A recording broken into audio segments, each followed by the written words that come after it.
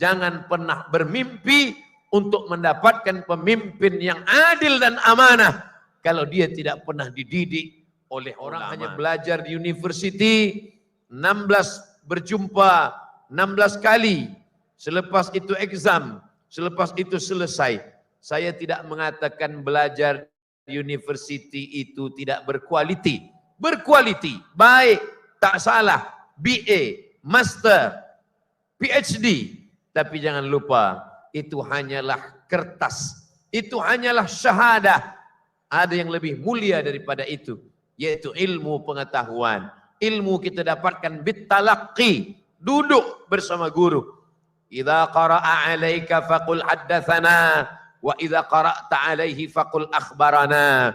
Kata Imam Syafi'i, kalau gurumu membacakan hadis kepadamu, maka saat meriwayatkan katakanlah haddatsana.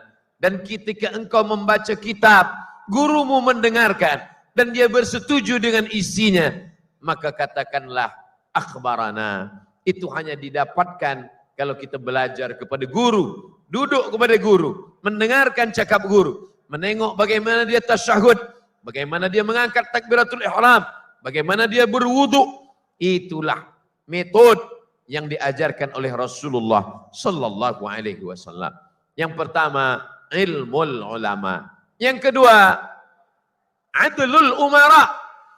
Kalau anak-anak ini kita didik dengan ilmu ulama, maka ke depan dia akan menjadi umara.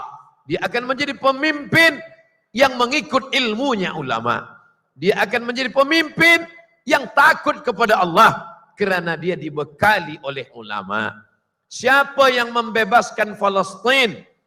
Yang membebaskan Palestin adalah Salahuddin Al-Ayyubi. Dari mana Salahuddin Al-Ayyubi mendapatkan ilmu? Orang lupa. Banyak orang mengejek, mengolok Imam Al-Ghazali. Ghazali hanya bercerita tentang qalbu, hanya bercerita tentang tasawuf. Dia tidak pergi berjihad. Orang lupa Salahuddin Al-Ayyubi yang membebaskan Palestin itu adalah orang yang mengkhatamkan Ihya Ulumuddin yang ditulis oleh Imam Abu Hamid Al-Ghazali, meninggal 505 Hijrah. Apa maknanya? Dari ilmu ulama lah lahir umara, pemimpin-pemimpin yang takut kepada Allah Subhanahu wa taala. Orang selalu bercerita tentang Muhammad Al-Fatih. Betul, Muhammad Al-Fatih seorang tentera, seorang amir, seorang panglima. Tapi orang lupa dari mana datang kekuatan itu. Itu dari agama Syamsuddin, Syams matahari, din agama. Dialah yang menanamkan ilmu itu ke dalam hati para pemimpin. Jangan pernah bermimpi untuk mendapatkan pemimpin yang adil dan amanah kalau dia tidak pernah dididik oleh ulama. Dan ulama juga berfikir, bukan hanya setakat tazkirah. Abdul Somad, jangan engkau berbangga diri, merasa hebat, ujub, takbur, melihat orang ramai. Tapi cobalah engkau berfikir, wahai Abdul Somad, berapa yang sudah kau didik akan menjadi amir, menjadi umara, menjadi pemimpin yang dapat mengeluarkan manusia minaz zulumati ilan nur. Maka kata Imam Ahmad bin Hanbal dalam kitab As-Siyasah Asy-Syar'iyyah, seandainya engkau punya doa yang makbul, tapi doa itu hanya satu, maka janganlah minta suami yang soleh. Kalau ada seorang perempuan doanya makbul, tapi doanya cuma satu, jangan minta suami yang soleh. Kenapa? Karena kalau engkau minta suami yang soleh, yang mendapatkan kesolehannya hanya engkau sendiri saja. Sebab engkau belum tentu mahu berbagi dengan orang lain. Jangan minta anak yang soleh. Sebab kalau anak yang soleh, hanya ibu dan bapaknya saja yang mendapatkan kesolehannya. Tapi mintalah pemimpin yang adil. Allah marzuqna imaman adila. Kalau engkau mendapatkan pemimpin yang adil, satu negeri akan merasakan keadilannya. Seperti adilnya Umar bin Abdul Aziz. Apa kata Umar bin Abdul Aziz? Siapa yang mampu berjalan kaki dari San'a ke Darul Bayda, San'a, Yaman, Asia sekarang. Darul Bayda, Maghribi, Afrika sekarang. Berjalan kaki dari Asia ke Afrika. Maka bila kita hitung sekarang, mengikut sempadan negara, Yaman, Saudi Arabia, Jordan, Suriah, Palestin, Mesir, Libya, Tunisia, Aljazair, Maghribi, 10 negara. Siapa yang sanggup berjalan kaki dari San'a, Yaman, ke Darul Bayda, Casablanca di Maghribi, tidak akan menemukan fakir miskin. Kenapa? Karena adlul umara, keadilan seorang pemimpin. Maka di antara umat yang mendapatkan naungan di mahsyar, ketika tak ada pokok kayu tempat berlindung dari panas, tak ada atap, apapun tak ada tempat kita bernaung. Siapa yang pertama kali mendapatkan naungan? Kata Nabi SAW, yang pertama mendapatkan naungan, sab'atun yuzilluhumullah, 7 manusia yang akan mendapatkan naungan Allah. Yauma la zilla illa zilluh, hari itu tak ada tempat bernaung, tak ada tempat berlindung. Yang pertama adalah al-imamul adil, pemimpin yang adil. Itu bukan kata ustaz, bukan kata Abdus Samad, tapi kata Rasulullah sallallahu alaihi wasallam. Maka ulama yang berhasil, yang mampu mendidik orang-orang yang di masa akan datang, seperti Salahuddin Al-Ayyubi, seperti Muhammad Al-Fatih, seperti ulama-ulama dulu yang mendidik, maka ketika itulah keberhasilan. Jangan cepat merasa puas, merasa hebat, merasa ujub, merasa bangga dengan banyaknya manusia. Saya sedang menasihati diri saya sendiri.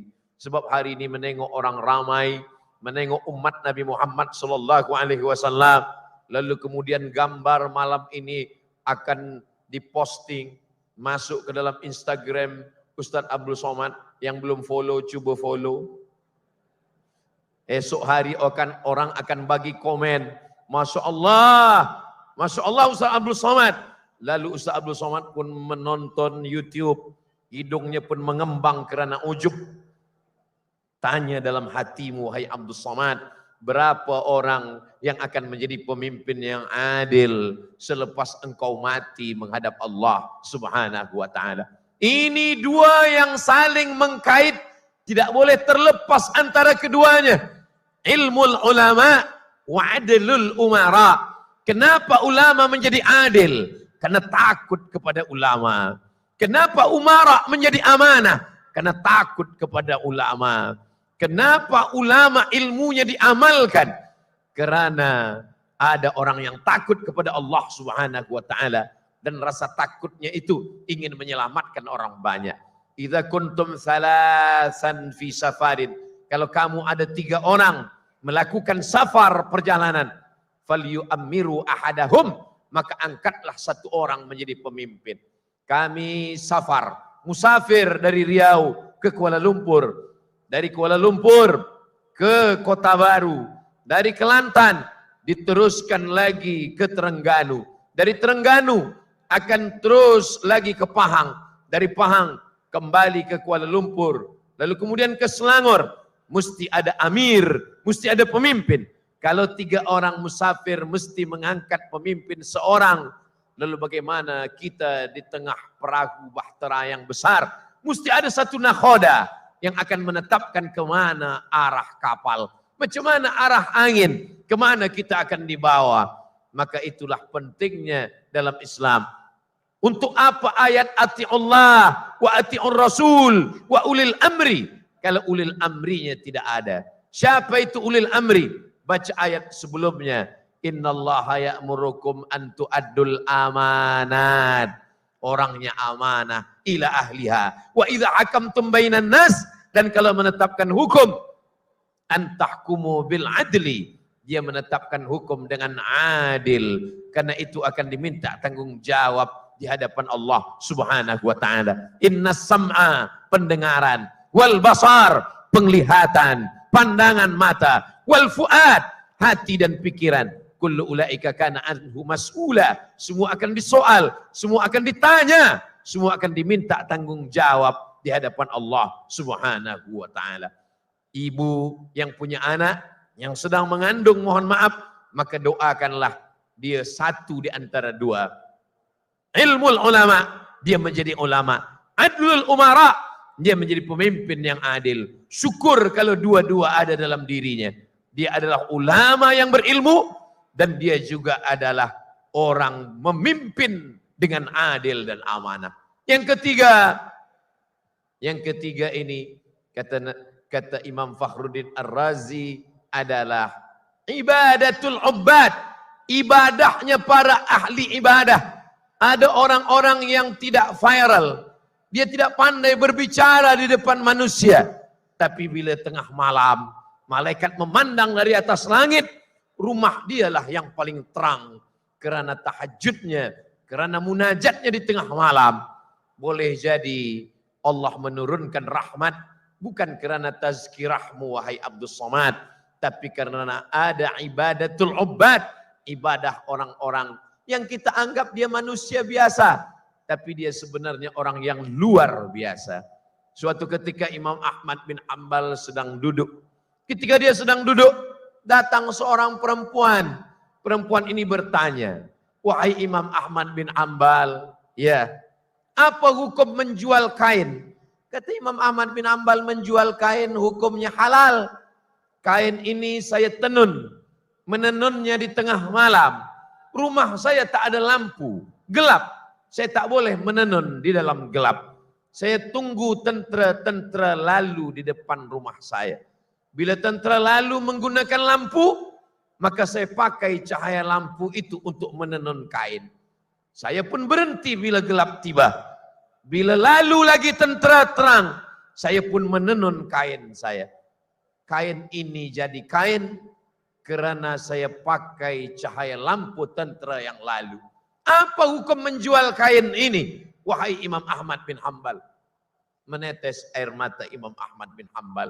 Masih ada orang yang amanah, orang yang takut makan dari menggunakan cahaya lampu tentera yang lalu lalang di hadapan rumahnya.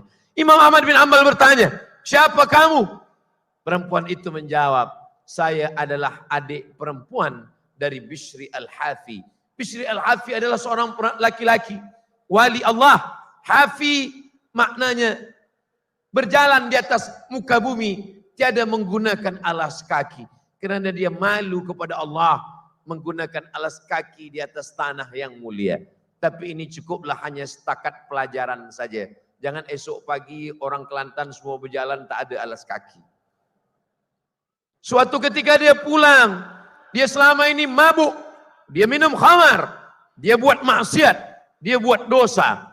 Dalam keadaan setengah mabuk, dia tengok ada tulisan lafaz Allah yang hanyut di genangan air hujan.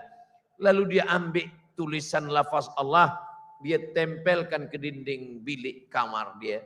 Lepas itu dia pun tidur. Dalam tidurnya dia mendengar suara, sebagaimana engkau memuliakan namaku wahai Bishri Al-Hafi, maka aku pun akan memuliakan engkau.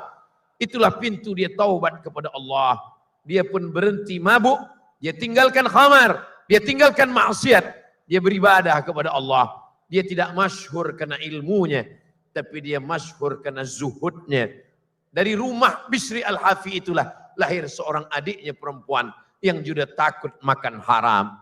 Ada orang yang bukan profesor dokter, dia manusia biasa, tapi tetes air matanya di tengah malam mendoakan Al-Faqir Abdul Somad. Boleh jadi, bak kata pepatah orang Melayu, kita sebenarnya sedang menumpang tuah. Ada tuah orang-orang baik, ada tuah orang-orang soleh, yang ketika di tengah malam dia berdoa kepada Allah, disitulah turun rahmat Allah Subhanahu wa ta'ala. Negeri kita akan tetap menjadi taman bunga yang cantik dan indah selama masih ada ibadatul ubbad. Ada orang-orang yang beribadah.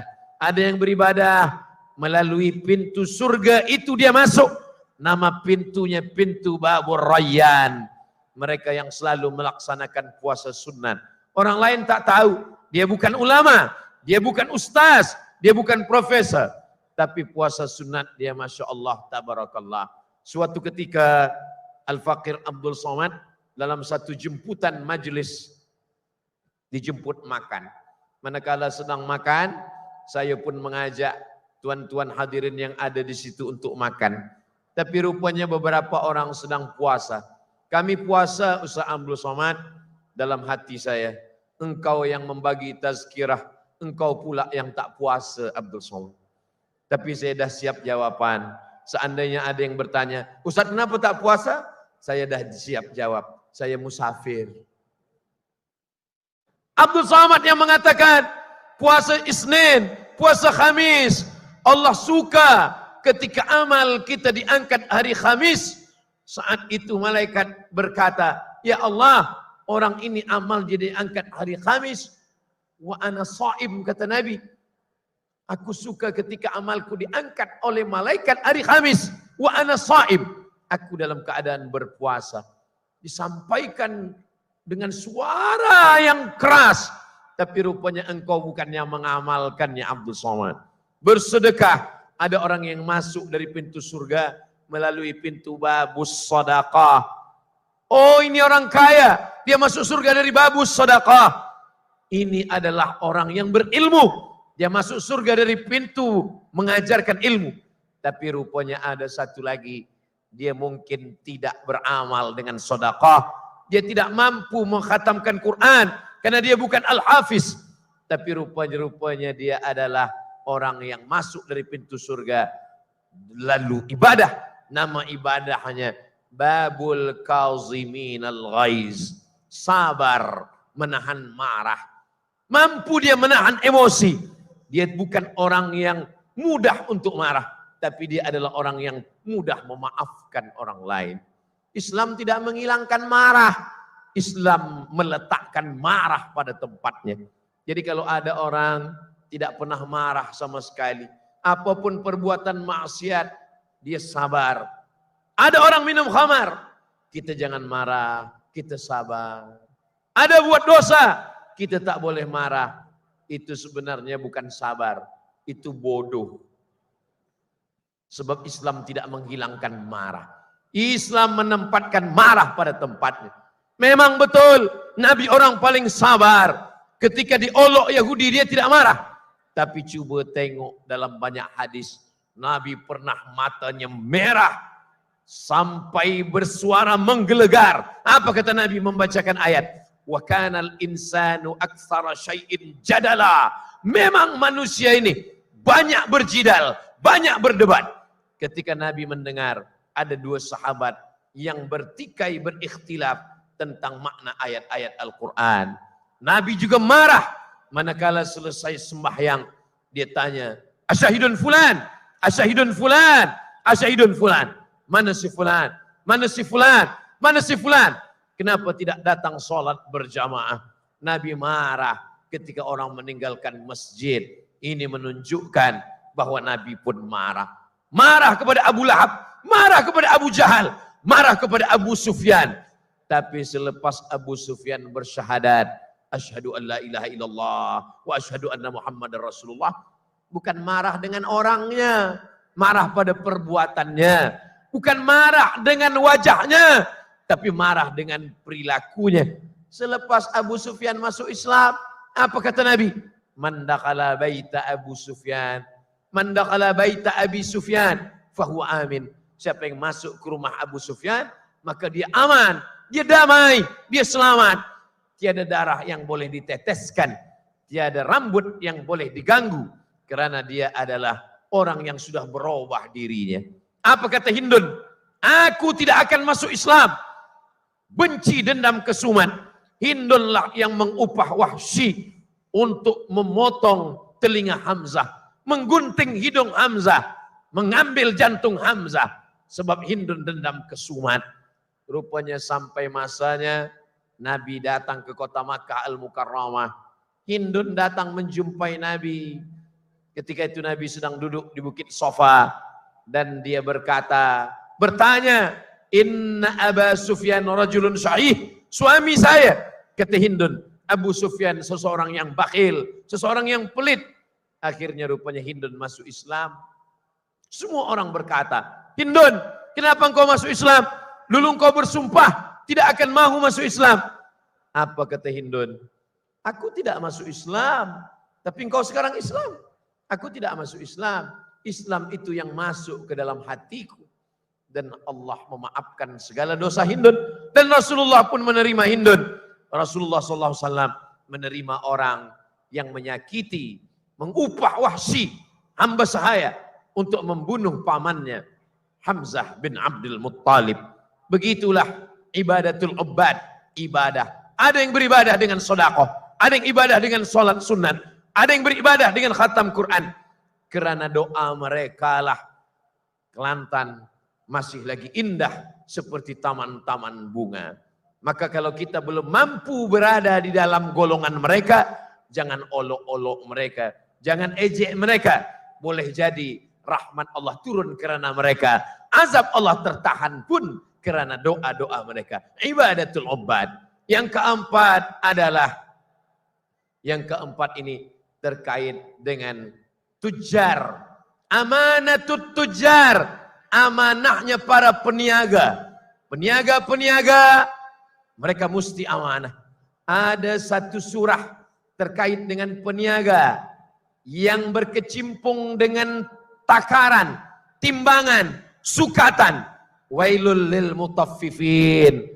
Celaka orang yang curang ketika dia menimbang, menyukat di pasar, di kedai. Apa kata dia? Idza talu 'alan nasi yastawfun. Kalau dia membeli, dia ingin sukatan timbangan penuh. Wa idza kaluhum aw wazanuhum yukhsirun. Tapi kalau dia yang menjual, dia selalu curang dengan sukatan dan timbangannya.